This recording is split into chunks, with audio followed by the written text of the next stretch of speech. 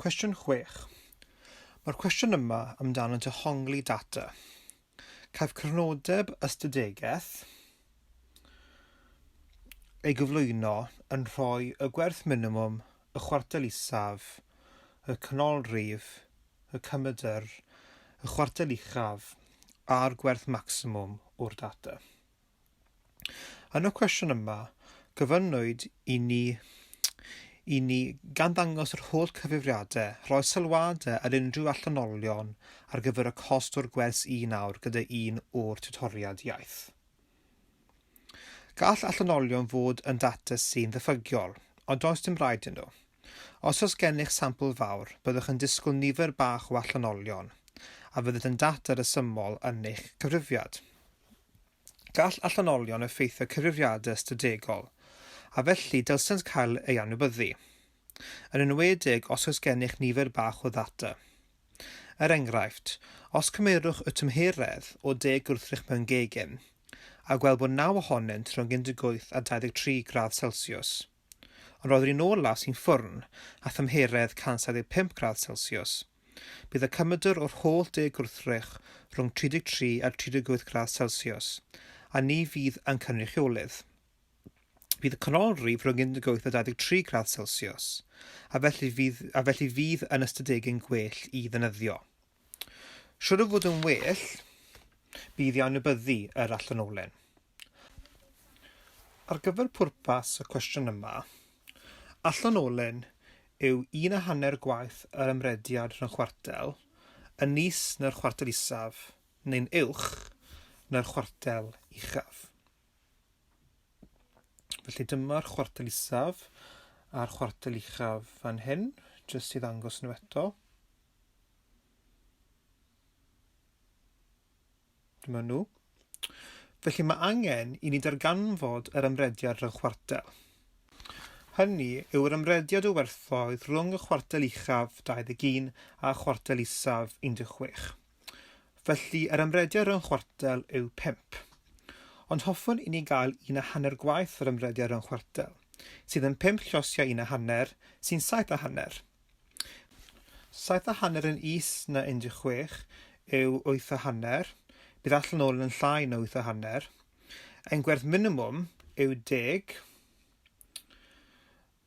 felly nid oes yna unrhyw allanolion isel. Bydd allanolyn hefyd yn 7.5 yn fwy na 21, sydd yn uwch na 28.5. Felly mae yna allanolyn oherwydd y pris maximum oedd 40 o ddoleri. Felly mae rai bod yna o leiaf un allanolyn sydd y 40 o ddoleri, ond gall fod yna fwy o allanolion yn yr ambarth yna. Rhan B.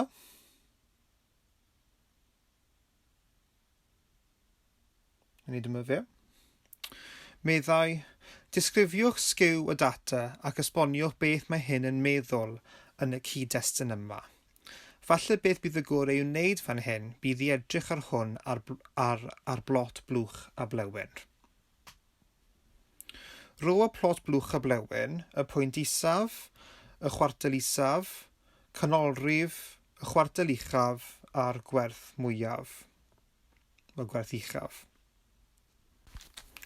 Gallwn roi y gwerth cymedr o 19.8 ar hyn hefyd, a gwyddom os yw'r cymedr yn uwch na'r canolrif,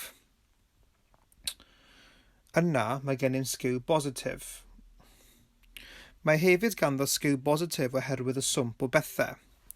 Oherwydd, mae hyn yn 25%, felly fan hyn, a mae hyn i gyd yn 50%. Felly mae ymraffu o bethau yn yr ambarth yma, a llai yn yr ambarth yma, a fydd yna cynffon hir. Felly mae gan hyn sgiw bositif.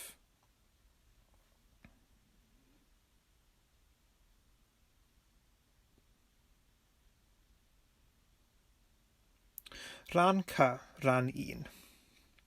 Meddai, beth bydd yn digwydd i'r cymedr os cymerwyd i ffwrdd yr allanolyn? Mae'r allanolyn braidd a 39. Os cymerwn hwn i ffwrdd o'r data, bydd y gyfanswm yn lleihau a bydd y 39 yn cynyddu y cymedr, Felly os cymerwn yr allanolyn i ffwrdd, mae rhaid bod y cymedr yn lleihau. Felly ran 2. Dyma fe fan hyn. Meddai, beth bydd yn digwydd i'r canolrif os cymerwyd i ffwrdd yr allanolyn?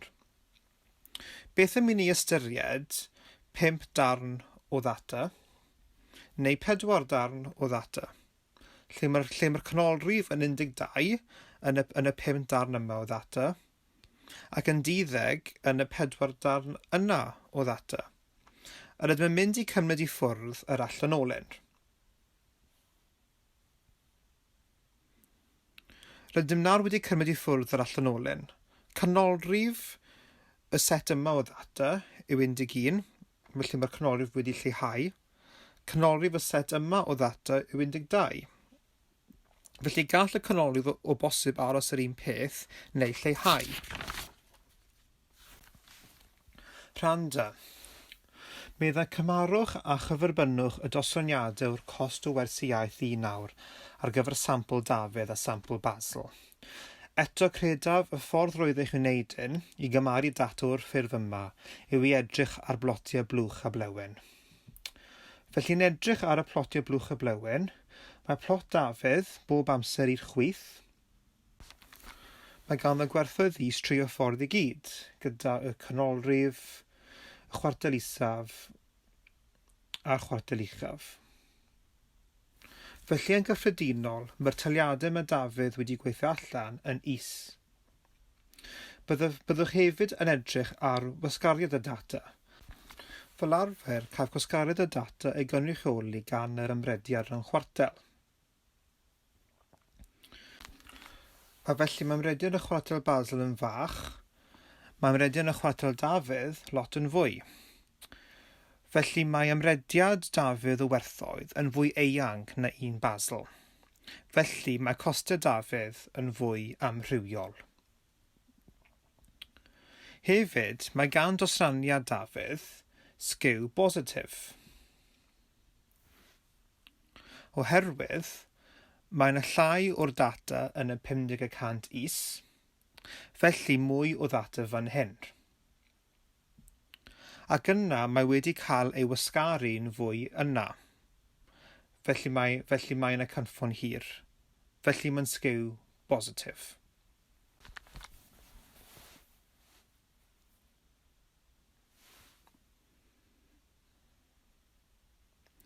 Mae'r cwestiwn amdano'r dehongliad o ystadegau. Mae yna peth cyfrifiadau yn yr rhan cyntaf amdano allanolion. Mae'r pwnc amdano allanolion yn un anodd iawn. Nid oes yna ffordd mathemategol union am benderfynu a ddylse allanolyn gael ei adael allan a'i beidio. Mae i ryw raddau yn fater o farnu, a fydd hyn yn gyffredinol yn meddwl ei fod yn angenrheidiol i wybod gwybodaeth pwnc arbenigol amdano'r ardal a chaiff ei astudio i wneud y penderfyniadau yma. Ar y sgrin gallwch weld plotiau blwch a blewyn ar gyfer yr arbrawf Michelson a Morley. A chafodd ei wneud yn y 19fed canrif hwyr.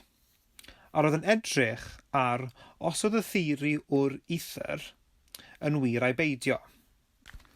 Y syniad o'r ether yw oedd yna ryw cyfrwng anweladwy a oedd yn angenrheidiol ar gyfer y trosglwyddiad o donau golau. Triodd yr arbrawf Michelson Morley i fesur y biannedd o olau mewn 2 cyfeiriad ar onglau sgwar i'w gilydd. Os oedd yna ether, yna bydd y biannedd yn wahanol ar onglau gwahanol. Felly'n edrych ar y plotiau blwch a blewyn yma, gallwn weld as yna byddwyd 5 allanolyn.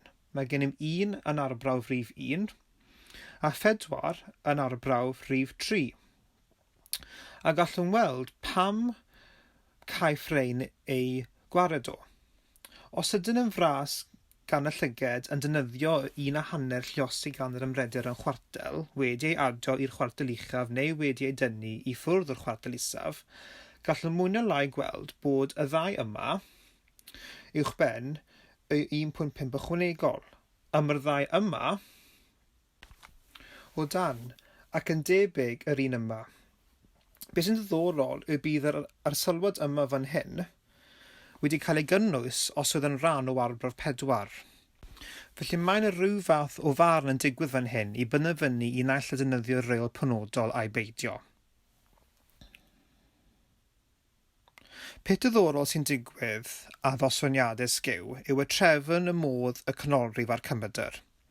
Yn edrych ar y sgiw bositif ar y chwith, yna yn gyffredinol byddwn yn cael y modd, yna y canolrif ac yna y cymedr. Felly mae'r cymedr tuag at y cynffon o'r sgiw. Gyda'r dosraniad cymesur yn y canol, byddent i gyd yn yr un ardal.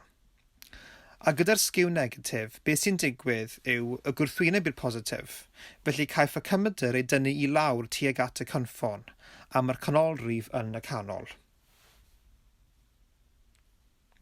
Gallwn edrych ar hyn yn digwydd yn ddynamig.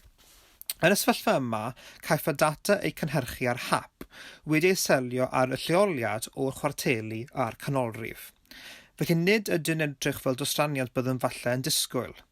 Nid yw'n mor llyfn a ddosraniadau rydym yn aml yn gweld. Hynny, gallai ddangos i ni beth sy'n digwydd. Felly os ydyn yn symud y blwch chwartel isaf, canolrif a chwartel uchaf i'r chwith, yna gallwn weld fod gennym sgiw positif. Y modd yw'r un yma fan hyn.